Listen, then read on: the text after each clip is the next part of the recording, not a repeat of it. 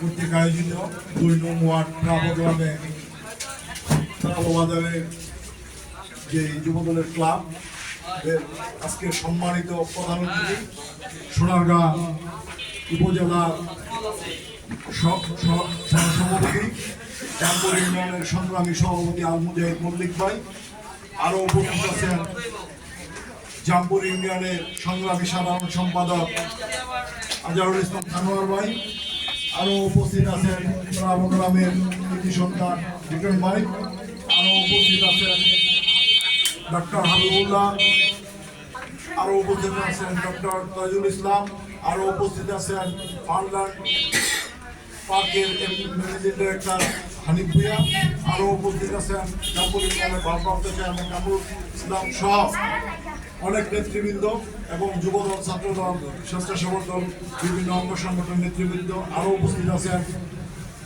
জামপুর ইউনিয়নের জাসাসের সংগ্রামী আহ্বায়ক আমির ভাই, দীর্ঘদিন আমার রাজনৈতিক সহযোদ্ধা, এবং জামপুর ইউনিয়নের যুবদলের আহ্বায়ক আমির হোসেন, আরও উপস্থিত আছেন স্বেচ্ছাসেবক দলের নারায়ণগঞ্জ জেলার যুগ্ম সাধারণ সম্পাদক শাহ আলম সহ সকল নেতৃবৃন্দ। আসসালামু আলাইকুম। আমাদের যখন দুঃসময় ছিল, যিনি আমাদেরকে আগলিয়ে রেখেছেন সোনারগাঁ উপজেলার সংগ্রামী সভাপতি আজহারুল ইসলাম মান্নান ভাই, আমি আসলে এই ক্লাবটি উদ্বোধনের জন্য ওনাকেও দাওয়াত দিতাম, কিন্তু কাছাকাছি 2টা প্রোগ্রাম, সামনে 19 তারিখে প্রাব ঈদগাহ মাঠে উনি প্রধান অতিথি হিসেবে ওয়াজে আসবেন। এই জন্য আমরা অতি তাড়াতাড়ি আবার আমাদের সংগ্রামী সভাপতি ছিল আমেরিকায়, টাইমটা এই জন্যই দেরি হয়ে গেছে, আমরা আরও জাঁকজমক করে একটা স্টেজ করে অনুষ্ঠান করে করতাম।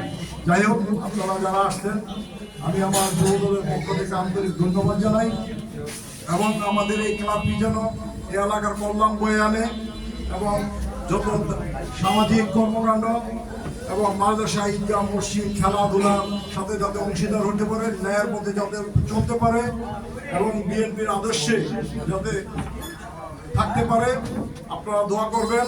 এবং যদি কোনো অন্যায় ভুল ত্রুটি দেখেন আপনারা সাথে সাথে ব্যবস্থা নেবেন। যারা এখানে মুরব্বীরা আছেন, আমার বিশেষভাবে অনুরোধ রইল আমার সংগ্রামী সভাপতি সাধারণ সম্পাদকের কাছে, আপনারা খেয়াল রাখবেন যাতে আমরা ভুল করতে পারি, ভুল যাতে না করি, যদি ভুল করি তাহলে ব্যবস্থা নেবেন।